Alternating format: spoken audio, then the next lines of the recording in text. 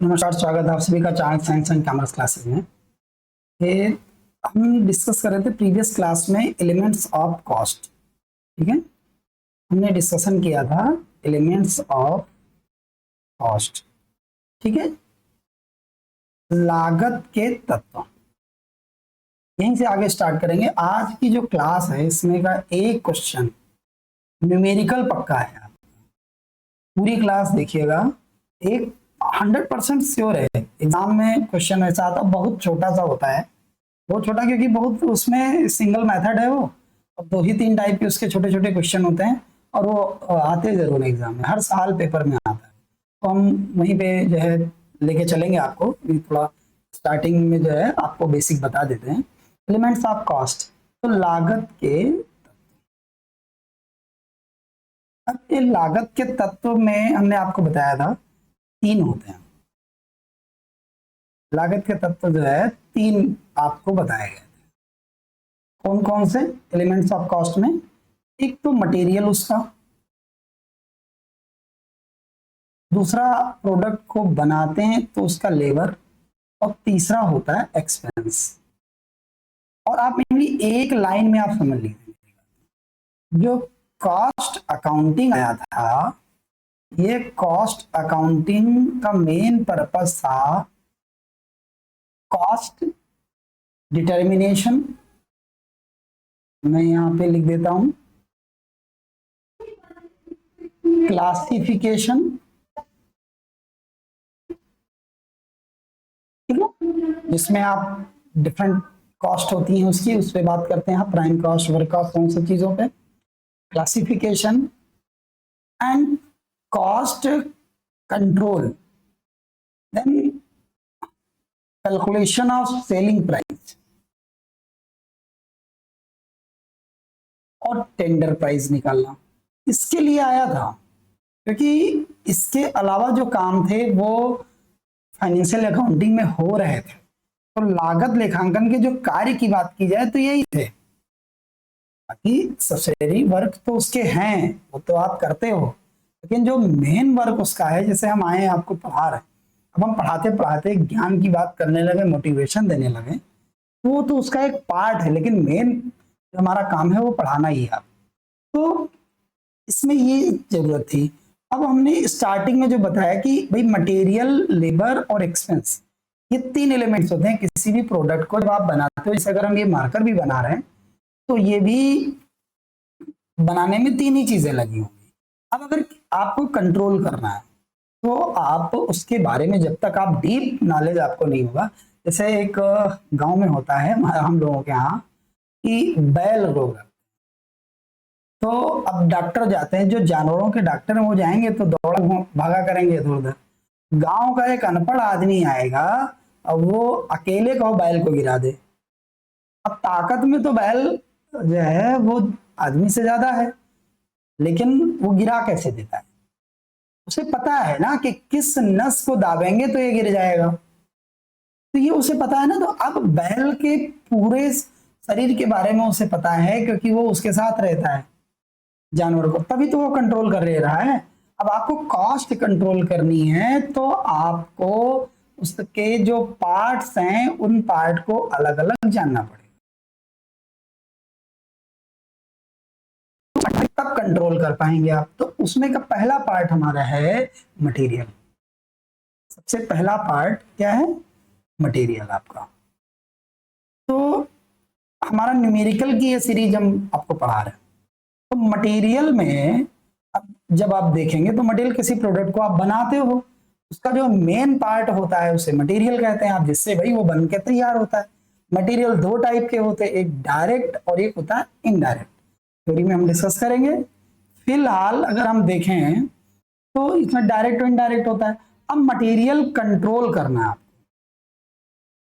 तो material control chapter है आपका एक। आप किसी भी बुक से आप पढ़ रहे होंगे, आपके सिलेबस में है मटेरियल कंट्रोल। अब मटेरियल कंट्रोल को 3 स्टेप में बांटा गया, ठीक है।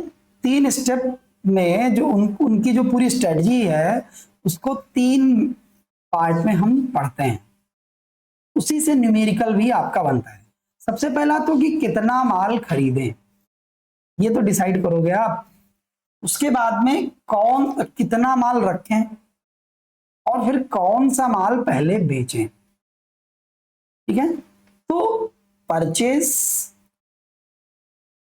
3 एक्टिविटी होती है, परचेस, स्टोर या स्टोरेज, और तीसरा इशू। कौन सा पहले बेचें भाई, आप इन पे जब आप कंट्रोल कर लेंगे तभी आप भाई अलग अलग, तो आपको मटेरियल के बारे में सारी जानकारी हो जाएगी। तो पहला कि कितना माल खरीदें, उसकी क्वांटिटी क्या हो, उस क्वांटिटी को कैसे डिसाइड करें, क्योंकि एक जब आप माल खरीदते हो उसमें क्या होता है कि अगर एक ही बार में मंगा लोगे तो खराब हो जाएगा, बार बार मंगाओगे तो जब आप माल मंगवाते हो तो उसमें बहुत सारे खर्चे ऐसे होते हैं जो ऑर्डर छोटा हो या बड़ा वो फिक्स होते हैं, वो आपको करने ही करने हैं। तो वो कौन से एक्सपेंस हैं जो उसको वेरी करते हैं, जैसे उसका भाड़ा हो गया, कुछ टैक्सेस हो गए, उसपे लेबर हो गया, तो ये सब उस पर इफेक्ट डालते हैं। तो कितना माल हम खरीदें, तो इसको डिसाइड करने के लिए एक वर्ड आता है जिसको आप कहते हैं EOQ। ध्यान रखिएगा, तो क्या कहते हैं हम, EOQ। इससे निर्धारित किया जाता है इकोनॉमिक ऑर्डर क्वांटिटी।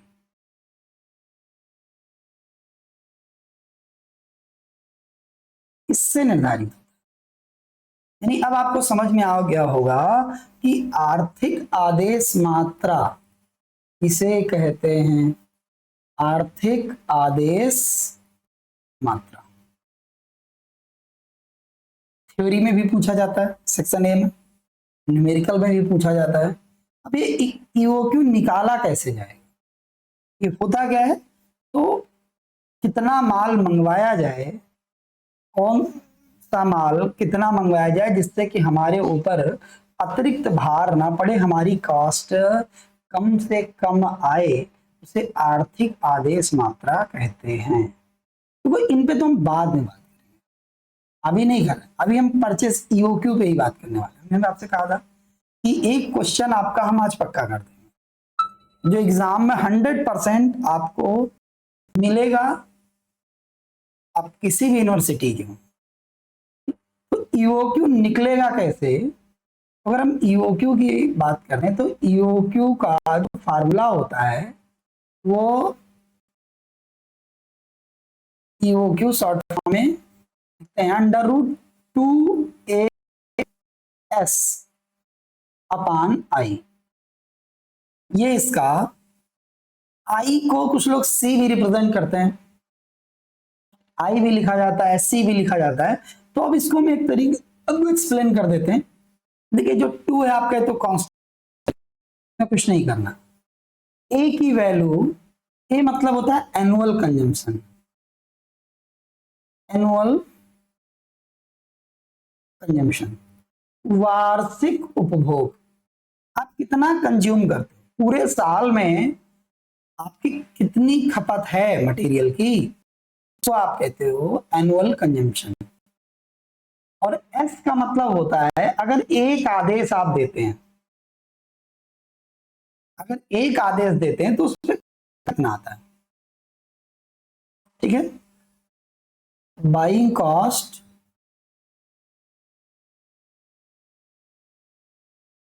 पर order, buying cost per order, buying cost per order, एक आदेश देने की लागत। हिंदी में समझ लीजिएगा, एक आदेश देने की लागत। ठीक, अब एक आदेश देने की लागत हो गया। यहां पे इसको आई कहिए या इसको सी कहिए, सी भी रिप्रेजेंट करते हैं। अलग अलग बुक में जो मेथड दिए गए हैं उनमें यह समझाया जाता है। अब आई अगर एक यूनिट को एक तक हम रखे रहें, अपने स्टोर करके रखें, उस पर क्या खर्चा आएगा? Carrying cost per unit, carrying cost per unit को एनुअली आप लिख सकते हैं। एक इकाई को एक वर्ष रखने पर होने वाला व्यय, अगर एक यूनिट को एक साल रख लिया जाए तो कितना खर्चा होगा? भाई आपकी कैपिटल उसमें इन्वॉल्व रहेगी, वो नहीं निकलेगी, वो तो आप एक है। दूसरा, आप स्टोर करके रखेंगे तो उसका स्टोरेज चार्ज होगा, रख रखाव पे और भी चीजें खर्चा करनी पड़ेंगी, तो वो जो पर यूनिट कॉस्ट आती है उसको बोलते हैं। तो यहीं से ये फार्मूला बन जाता है EOQ, यानी इकोनॉमिक ऑर्डर क्वांटिटी। सॉल्व कर लेंगे। अब देखिए इसका न्यूमेरिकल कैसे सॉल्व करना है, ये कैसे सॉल्व करेंगे, तो चलिए कुछ न्यूमेरिकल हमने बुक से हैं जो आपके एग्जाम में आते हैं, उनको देते हैं। तो देखिए जैसे अगर मान लीजिए ये वाला क्वेश्चन है, ठीक है, अब इस क्वेश्चन में आप देखिए ध्यान से, तो ये पहला ही क्वेश्चन हमने लिया बुक का, तो एनुअल यूजेज जो दिया हुआ है वो 80,000 यूनिट, कितना है? 80,000 unit. Buying cost per order 10 है। कॉस्ट पर यूनिट, एक यूनिट की कॉस्ट, देखिए आपको कैरिंग कॉस्ट लेना है, ना कि कॉस्ट पर यूनिट को लेना है, ये बात आपको ध्यान रखनी है। ऑफ कैरिंग इन्वेंट्री 10%, स्टॉक संग्रह इसका 10% आपको लेना। क्वांटिटी इसको जो है EOQ ही कहेंगे, तो ई वो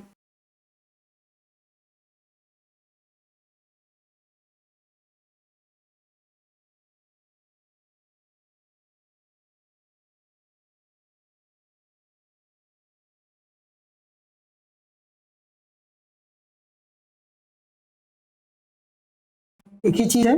अब आपको निकालना है √2AS अपॉन आई, जैसा कि मैंने आपको बताया, बहुत आसान होता है क्वेश्चन, और ये जब सेक्शन बी में आता है और मुश्किल से 2 मिनट लगता है। अब 2 × 80,000 कर देंगे सीधे, और एस की वैल्यू कितनी है? 10 अपॉन आई की वैल्यू, आई की जो वैल्यू है, ये आई की वैल्यू आपको निकालनी है, तो cost per unit into rate of carrying cost, जो निकाला तो 10 रुपए आ गया, तो यहाँ पे 10 लगते। ठीक, अब आप सॉल्व कर लीजिए। अब अंडर रूट, अब ये आप कैलकुलेटर यूज कर सकते हैं, आप कैलकुलेटर का इस्तेमाल कर सकते हैं। 2 × 80,000 जब कर देंगे और उसको मल्टीप्लाई कर देंगे 10 से, ठीक है, और फिर डिवाइड भी 10 से ही करना है, डिवाइड भी 10 से करेंगे तो ये आ जाएगा √1,60,000, ये आ जाएगा। और जब इसका रूट निकालेंगे 1,60,000 का, तो ये 400 आ जाएगा। यानी EOQ की जो वैल्यू है वो कितनी है? 400। समझ में आया? अब यहां पे एक और नंबर ऑफ ऑर्डर एक होता है, निकाला जाता है, नंबर ऑफ ऑर्डर जिसको कहते हैं। पूरे साल में अगर आपसे एक क्वेश्चन और इसी में बढ़ा दें, number of order placed in a year, एक वर्ष में कितने आधे आप ऑर्डर लगाओगे? तो भाई इसमें क्या होता है formula, annual uses upon EOQ। अब आपको पता हो गया होगा कि भाई नंबर ऑफ ऑर्डर, तो इसमें क्या है 80,000 है, उसको हम 400 से डिवाइड करते हैं। तो जब हम 400 से डिवाइड करेंगे 80,000 को, तो हमारा कितना ऑर्डर निकल के आएगा 2,000। कितना अभी निकाला था हमने 1,60,000 जी। ठीक 2,000 ऑर्डर आपको प्लेस करने पड़ेंगे। ठीक, तो ये आपने सॉल्व कर लिया, ये आपका ईओक्यू लग गया। ये क्वेश्चन सेक्शन बी का होता है। सेक्शन बी मींस 7.5 मार्क्स आपके पक्के हो जाते हैं एक क्वेश्चन। ऐसा ही क्वेश्चन अगला है, लेकिन बस थोड़ा सा डिफरेंस इसमें मिलेगा, इसलिए मैंने लिया है इसमें कि आप देख लीजिए। इसमें क्या है कि calculate economic order quantity from the following facts. अब जो आपको डेटा दिया गया है, इस डेटा के बेसिस पे आपको निकालना है। ठीक है, इनका जो एनुअल यूजेज है वो 2400 यूनिट का हुआ, पर यूनिट प्राइस जो है 2.40 है, ऑर्डरिंग कॉस्ट जो है 4 है। अब देखिए स्टोरेज कॉस्ट 2 है और आपकी इंटरेस्ट रेट 10 है, ये समझना है। तो जो आई की वैल्यू निकलेगी ना, वो इन दोनों को जोड़ के निकलेगी, जो कि हो जाएगी 12%। ये आपको समझना, बस इसमें एक्स्ट्रा इतना ही था। 2 ही टाइप के क्वेश्चन भी आते हैं एग्जाम, या तो वो मैंने लगवाया वो टाइप का, या तो ये वाला आ जाएगा। समझ रहे हैं? तो इसमें करना क्या है, ईओक्यू का फार्मूला लिखना है, √2 AS/I। ठीक, अब देखिए वही चीज 2 × 2400 × 4, एक आदेश देने की लागत ऑर्डरिंग कॉस्ट कितनी है 4। अब अपॉन में आपको आई की वैल्यू लेनी है। अब आई की जो वैल्यू निकलेगी वो कितनी निकलेगी 2.40 का 12%। क्योंकि अभी हमने आपको बताया था कि जब आप एक साल कोई मटेरियल रखते हो अपने पास, तो उसमें ये होता है कि आपकी पूंजी भी फंसी होती है, निकालना थोड़ा दिक्कत होती है, पूंजी नहीं निकलती है, फंसी रहती है। तो अब देखिए कैसे करेंगे, 2.40 का 12% निकालेंगे, तो ये आएगा आपका 0.288। 0.288। ठीक है, अब आप सॉल्व कर लेंगे, तो 2 × 2400 × 4 डिवाइडेड बाई 0.288। ठीक है, ये यहाँ पे ये आ जाएगा 66,667 कर लेंगे, क्योंकि यूनिट कभी भी पॉइंट में नहीं होगा, यूनिट पूरी ही होती है। ठीक है, अब अपॉन नहीं लगेगा। अब इसका अंडर रूट निकालते हैं, नोट 66,667, तो 258.19 आ रहा है। तो ये अप्रॉक्स कर लेंगे, क्योंकि यूनिट पूरी ही होती है, तो 258 यूनिट आपका आंसर हो जाएगा। अब आपको समझ में आ रहा होगा कि कैसे करना है, यानी ईओक्यू अगर आपको मिलेगा तो आप कर लेंगे। इस सीक्वेंस में हम लेकर चल रहे हैं, मटेरियल के बारे में बताएंगे, फिर लेबर बताएंगे, फिर ओवरहेड्स बताना है, फिर आगे यूनिट कॉस्टिंग और सारे टॉपिक आपको सीक्वेंस में पूरी सीरीज आपको मिलेगी। और जब थ्योरी स्टार्ट करेंगे तो चैप्टर बाय चैप्टर आपको थ्योरी मिल जाएगी। तो अगर ये क्वेश्चन हम आपसे कहें कि नहीं आप सॉल्व कर लीजिए, तो कर लेंगे, मुझे लग रहा है हो जाना चाहिए। तो वो रेट ऑफ इंटरेस्ट जो है 7.50 है, और एक उसका मूल्य 100 है रुपए है, और एनुअल कंजम्पशन आपका 75 है। एक आदेश देने की लागत क्या है 75 रुपए। ठीक, जो रेट ऑफ इंटरेस्ट है ना, इसी को आपको आई मान लेना, क्योंकि यहाँ पे स्टोरेज का दिया ही नहीं है। स्टोरेज दिया होता तो ऐड करते, स्टोरेज नहीं दिया है तो कोई बात नहीं, आप सीधे सीधे आई की वैल्यू इसी के बेसिस पे निकाल लेंगे और आपका जो ए है वो दिया हुआ है, एस आपका दिया हुआ है, इसके बेसिस पे आई निकल आएगा। बस उसके बाद में फार्मूला रखेंगे 2a/s और ये आपका सॉल्व हो। ठीक, तो ईओक्यू आप कर लेंगे। तो चलिए, अगर समझ में आ रहा है तो कमेंट जरूर करिए, लोगों को शेयर करिए जिससे कि और वीडियो मिलते रहे लोगों को। आज के लिए इतना ही, बहुत बहुत धन्यवाद।